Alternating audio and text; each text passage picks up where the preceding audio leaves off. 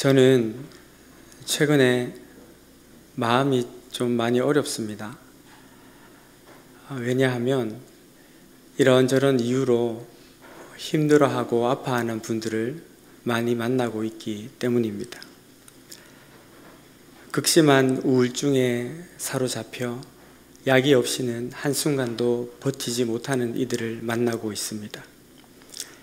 갈갈이 찢겨진 가정 속에 아무런 소망도 없이 그저 눈물만 흘리고 있는 분들을 만나곤 합니다. 폭언과 폭력에 시달리면서도 두려움에 사로잡혀서 신음소리조차 숨죽여 내뱉어야만 하는 이들을 보게 됩니다.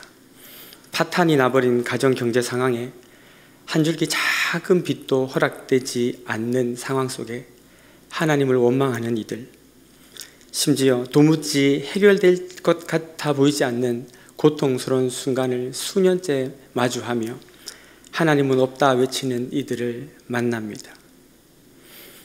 최근에도 어떤 성도님과 함께 힘겨운 상황을 견뎌내며 눈물과 절규로 밤을 함께 샌 적이 있습니다. 헤어지는 새벽에 그 성도님이 이렇게 물으십니다. 목사님, 제가 뭘 그리 잘못했습니까? 왜 이런 고통을 제게 주십니까? 이럴 거면 그냥 나를 데리고 가시는 게 좋지 않겠습니까? 감당할 수 없는 시험은 안 주신다 그랬는데 나는 이제 감당할 수가 없습니다. 내가 죽어야 감당이 되지 더 이상은 견딜 수 없습니다. 너무나 큰 시련을 만난 분들 앞에 어떠한 위로의 말을 전해야 할지, 그리고 정말 하나님의 뜻은 무엇인지 저도 선뜻 대답할 수가 없더군요. 그리고 그분들과 같은 마음으로 고민하고 같은 가슴 아픈 심장을 부여잡고 저는 고민하기 시작했고, 오늘은 그 질문들에 대한 대답으로 이 설교 말씀을 함께 나누기를 원합니다. 비단 극심한 고통 속에서 힘겨워하는 분들만을 위한 시간은 아닐 것입니다. 왜냐하면 우리 모두는 크기와 정도의 차이만 있을 뿐이지 각자의 어려움과 환난 속에 살아가고 있기 때문입니다. 바라옵기는 우리 성령께서 오늘 이 예배를 통해 어려움 가운데 있는 우리 중 누군가를 위로하시고 나아가 그 어려움을 딛고 일어설 수 있는 힘을 주시기를 바랄 뿐입니다. 오늘 본문 3절에서 사도 바울은 이렇게 이야기합니다. 우리 같이 한번 읽어보겠습니다. 시작.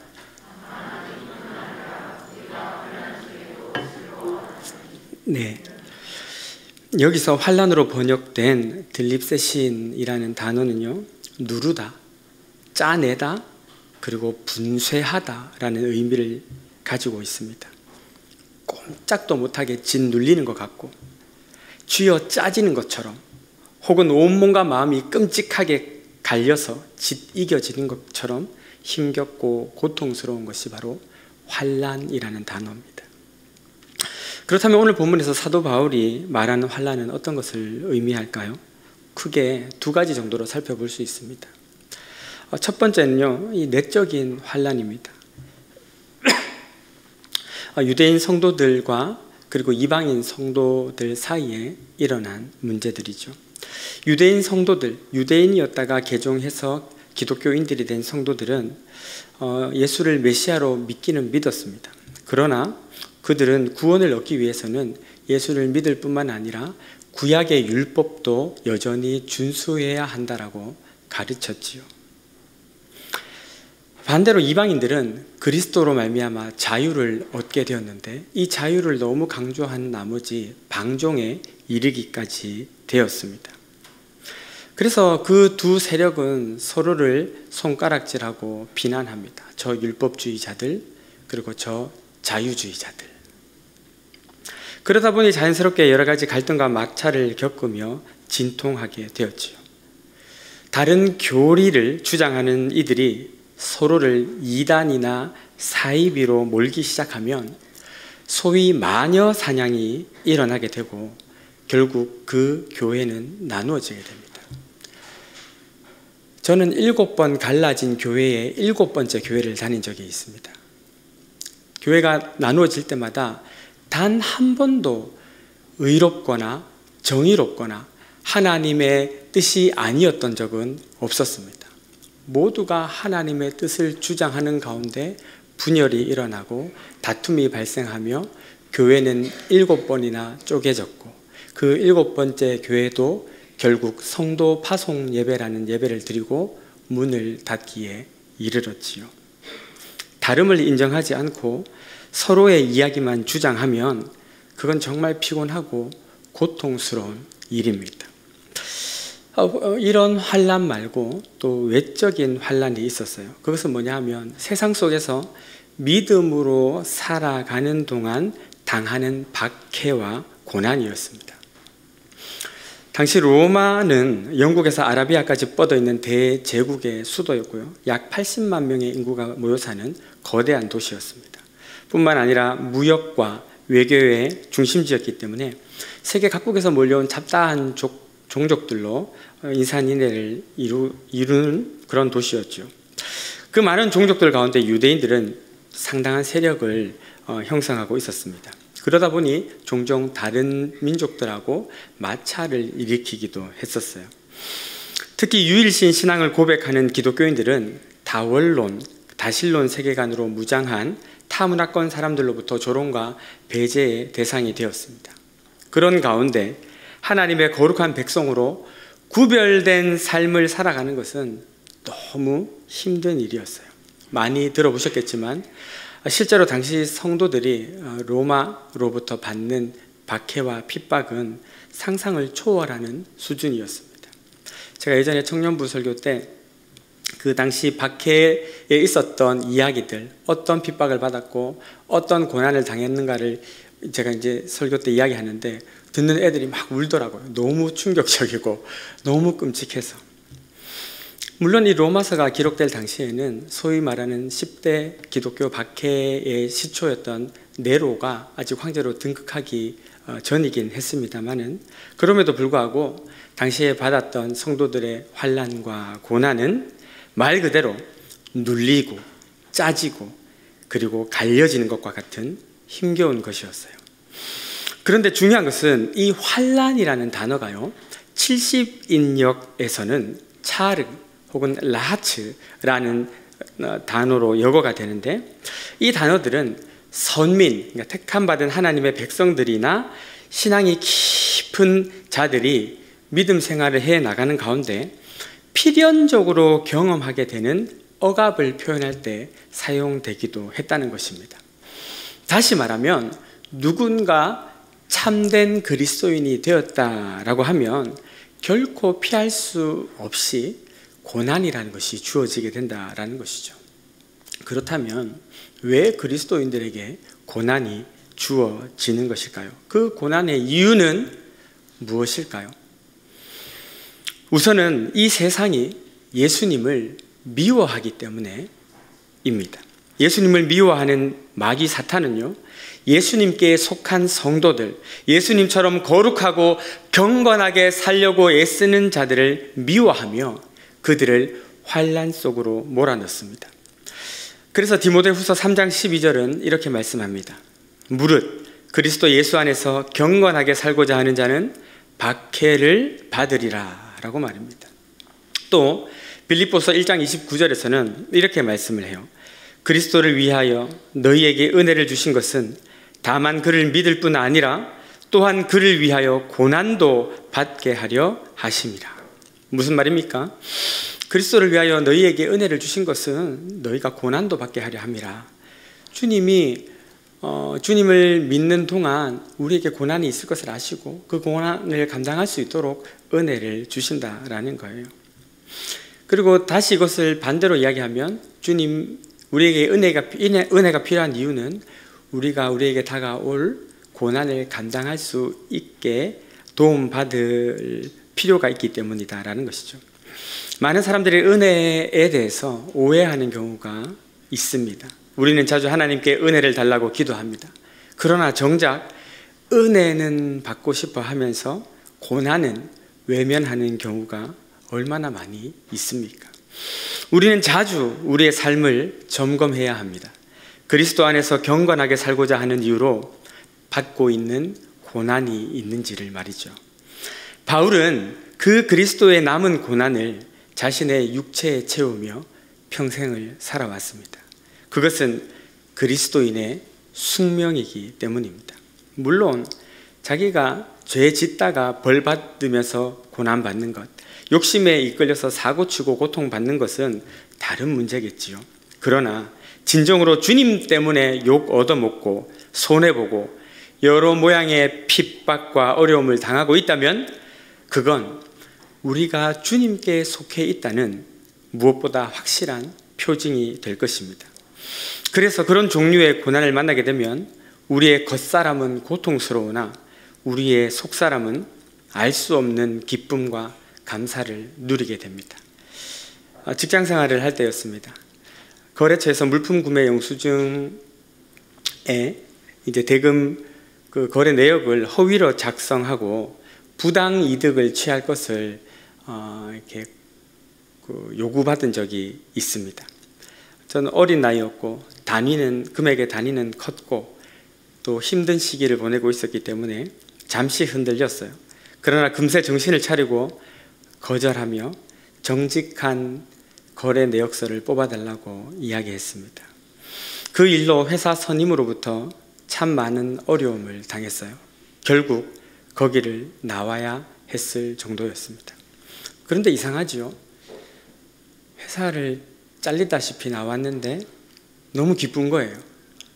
너무 감사한 거예요.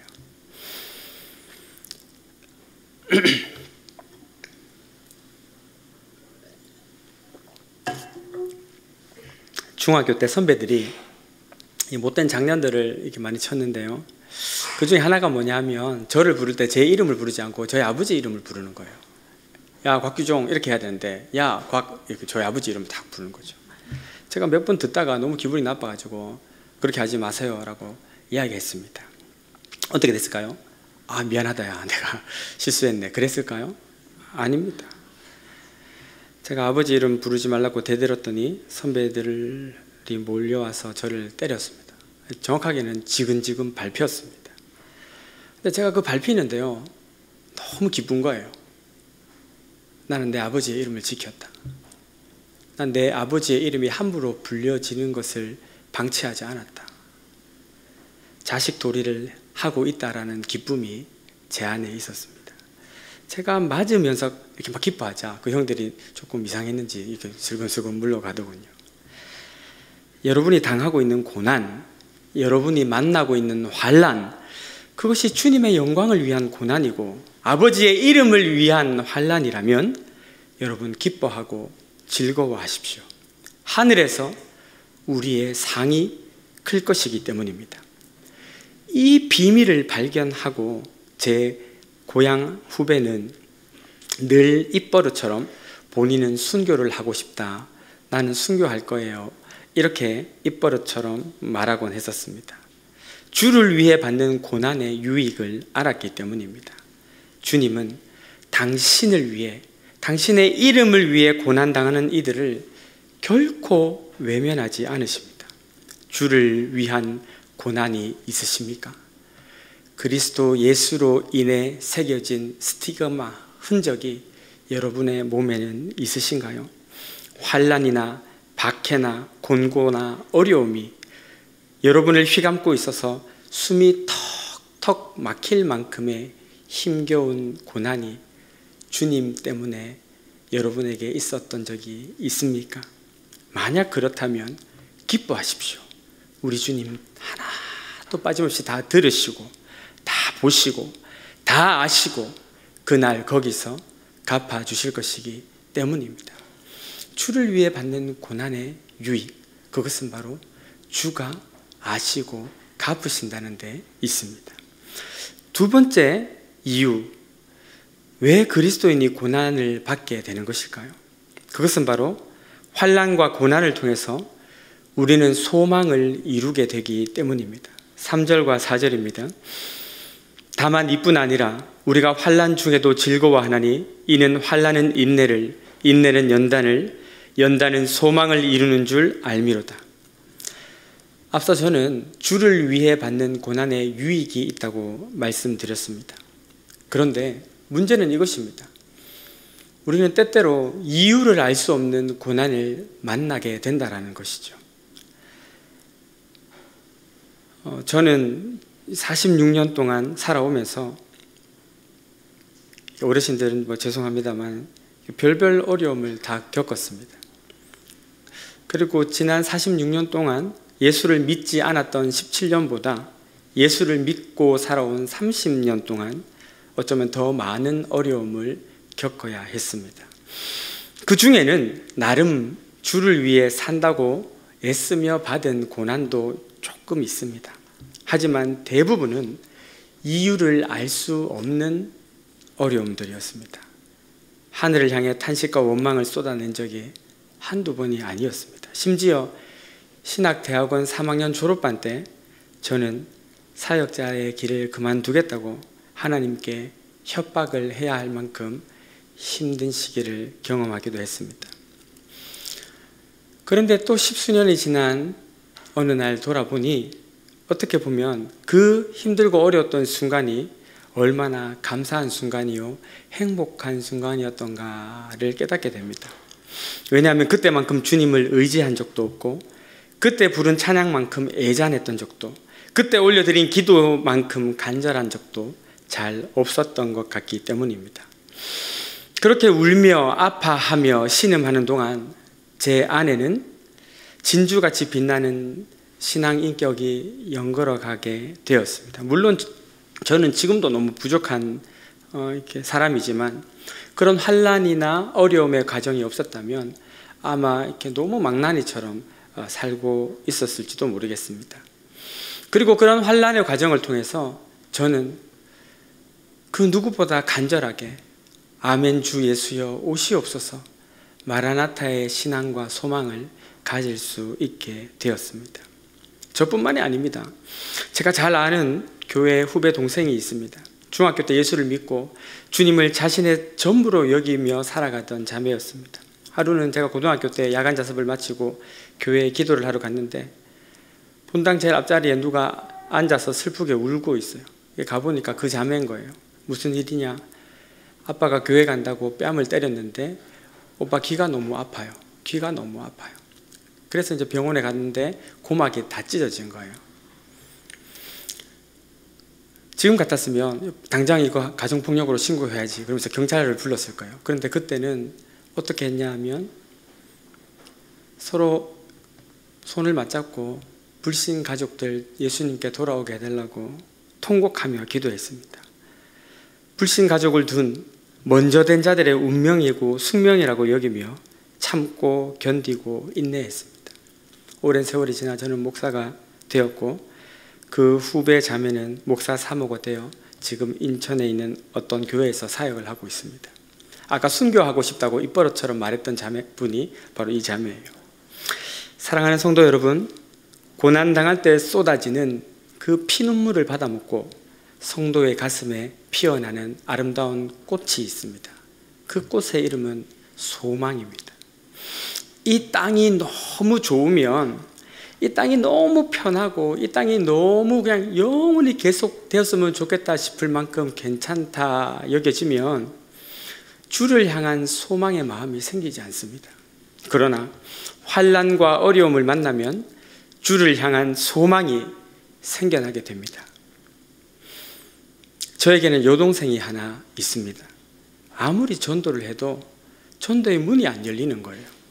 서울에 있는 좋은 대학에서 전액 장학생으로 사람들의 인정과 칭찬을 받으며 살았고 앞날도 장창했었습니다. 모든 일에 자신감이 넘쳤고 그 자신감들은 제가 봐도 다 근거가 있는 것들이었어요. 전도를 하는 저에게 동생이 이야기합니다. 오빠, 나 지금 너무 살만해. 나 너무 살만해. 그런데 만약 내가 힘들어지면 그때는 교회 나갈게. 그때부터 저는 작정 기도에 들어가기 시작했습니다. 그리고 하나님께 그 당시에 이게 신학적으로 맞는지 안 맞는지 그런 거 생각하지 않고 이렇게 기도했어요. 하나님, 제 동생을 죽이지는 마시고 죽을 만큼 힘들게 좀 해주십시오. 그리고 제 동생은 진짜 죽을 만큼 힘든 일을 겪게 되었고, 그때부터 신앙생활을 하기 시작했습니다. 지금은 누구보다 큰 저의 동력자가 되어 있고 너무나 이쁘고 아름답게 신앙생활을 잘하고 있지요. 큰 어려움이 그리고 또 그 큰 환난이 제 동생에게는 참 소망이신 주님을 만나는 계기가 되었던 것입니다. 자, 저는 지금까지 왜 성도에게 환난이 일어나는가 두 가지를 말씀을 드렸습니다. 하나는 우리가 주님께 속했기 때문에 세상이 우리를 미워함으로 환난을 받는다 그랬어요.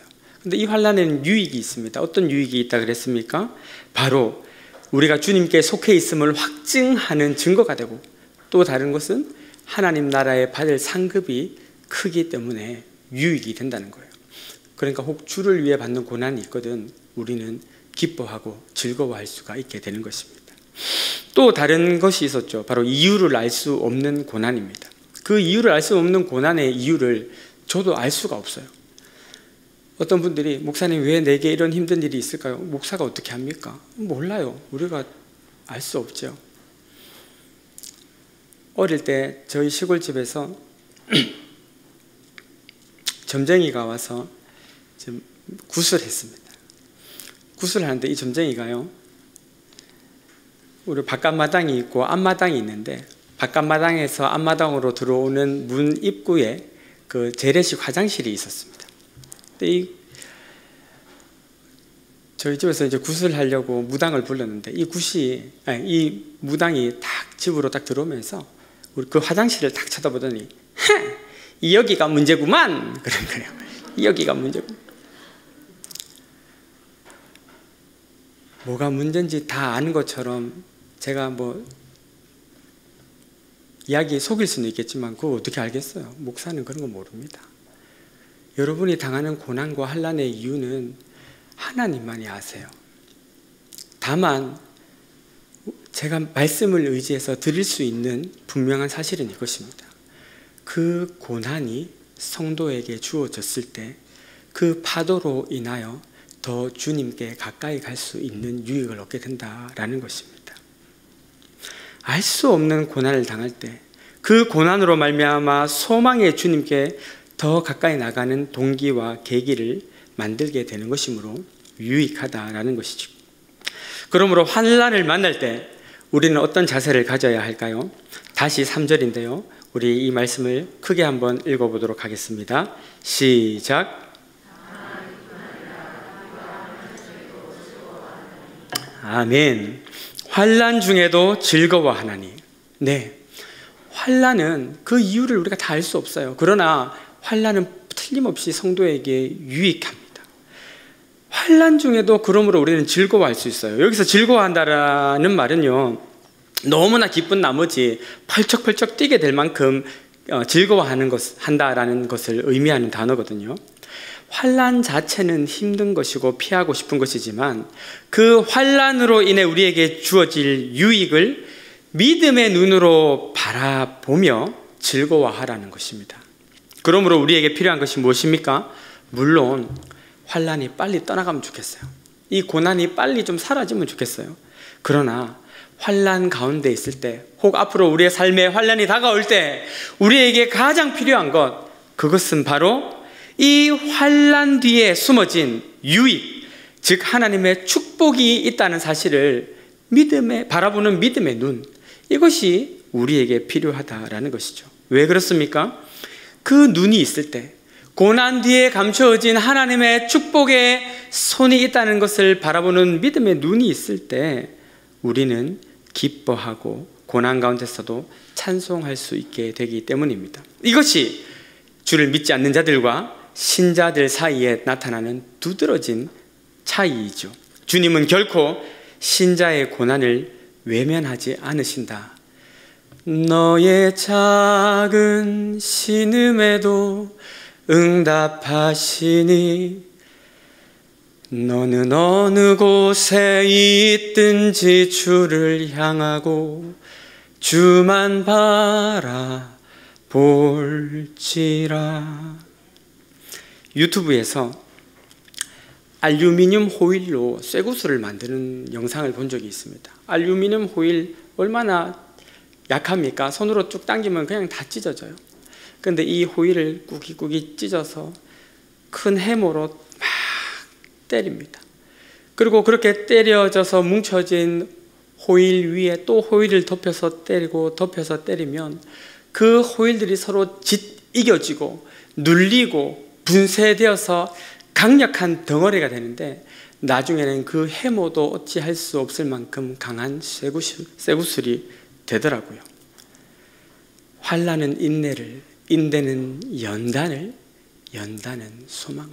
우리가 그 어려움을 통과하면서 정금과 같이 성숙되고 변화되는 은혜를 맛보게 된다는 것 아니겠습니까?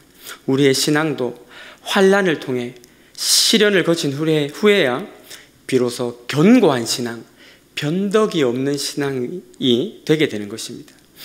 그래서 신학자 게하르트 에벨링이라는 신학자는요, 시련을 거치지 않은 신앙은 믿을 수가 없다라고까지 이야기합니다.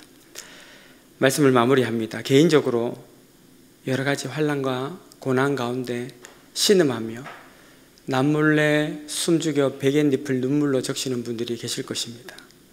경제적인 문제든 건강의 문제든 관계적인 문제든 또 차마 말 못할 여러 가지 어려운 상황 가운데 오랫동안 놓였는데 해결될 기미도 보이지 않아 한숨 쉬는 것도 누가 들을까, 누가 알게 되지 않을까 염려가 돼서 마음 놓고 쉬지도 못해요.